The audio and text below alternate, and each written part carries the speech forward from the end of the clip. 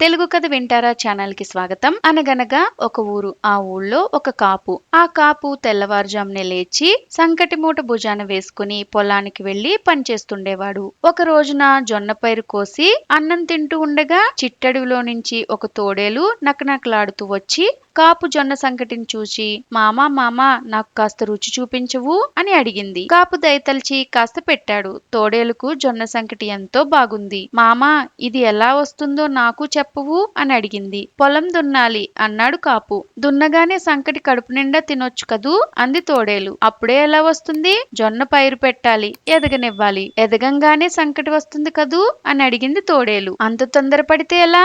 శాంతం చెప్పని ఎదిగి కంకి వేసిన తరువాత మీ బోటి పెద్ద మనుషుల్ని మీ పరివారాన్ని కొంచెం దూరంగా ఉండేట్టు చూడాలి. ఆ సంగతి నాకు చెప్పాలా? ఈగని కూడా ఆ ఛాయల కన్నా రానియను. అప్పుడు నాకు సంకటి తిన్నంత దొరుకుతుంది కదూ అని అడిగింది తోడేలు. అప్పుడేనా? విను, జొన్న కంకి బాగా పండిన తరువాత నూర్చి ఆ గింజలు తొక్కి వండాలి. అప్పుడు గాని సంకటి రాదు అన్నాడు కాపు. అబ్బో చాలా చాకిరి ఉందే, అందాక కూర్చుంటే చావవలసిందే, ఆకలి ఆపుకున్నది, అంతకంటే తేలిక మార్గం ఏదైనా ఉంటే చెబుదు అని జాలిగా చూచింది తోడేలు. కాపు దీన్ని తిక్క కుదర్చాలనుకున్నాడు. సరే అలాగైతే ఆ తోటలో గుర్రము పిల్ల ఉన్నాయి, ఆ గుర్రపు పిల్లను తిను అని సలహా ఇచ్చాడు. తోడేలు తిన్నగా గుర్రపు పిల్ల వద్దకు వెళ్ళింది. పిల్ల అదిరిపడి ఒక్క గంతున తల్లి పొట్ట కింద దూరింది. తోడేలు గుర్రం వెనుకగా వెళ్లి పిల్లను పట్టుకోబోయింది. పెద్ద గుర్రం ఎగిరి వెనక్కాళ్లతో తోడేలు మూతి మీద ఒక్క తన్ను తన్నింది. ఆ తన్నుతో దిమ్మ తిరిగిపోయి తోడేలు మళ్లీ కాపు దగ్గరకు వెళ్లి జరిగిన సంగతి చెప్పి అంతకన్నా తేలిగ్గా తిండి దొరికే ఉపాయం చెప్పమన్నది. కాపు మళ్లీ చూశాడు. సరే అదిగో ఆ దక్షిణపు బీడులో గొర్రెల మంద వేస్తున్నది, అందులో బాగా బలిసి ఉన్న పొట్టేలను చూసి తిను, నీ ఆకలి తీరుతుంది అని చెప్పాడు. తోడేలు మంద దగ్గరికెళ్లి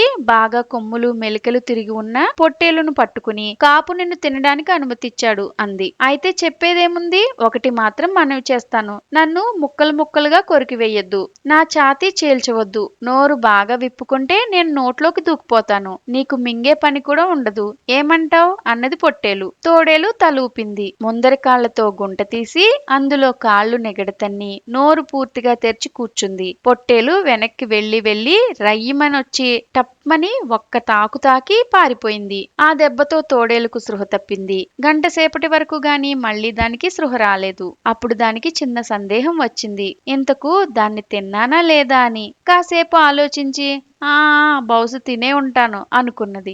ఇలాంటి మరెన్నో కథలు వినాలనుకుంటే తెలుగు కథ వింటారా ఛానల్ ని సబ్స్క్రైబ్ చేసుకోండి. మరొక మంచి కథతో మళ్ళీ కలుద్దాం.